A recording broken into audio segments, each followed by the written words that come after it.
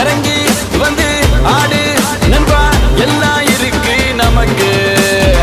நட்பு ஒண்ணு போதும் நண்பா, மத்ததெல்லாம் எதுக்கு? இந்த திருவிழா கூட்டத்தில் அழகான பொண்ணு இருந்தா அவன் மேல லைட்டா தான் சைட்ட போடுவோம். நண்பனோட காதலிக்கு அனகார பிரச்சனைனா நட்புக்காக வெயிட்டா தான் பைட்ட போடுவோம்.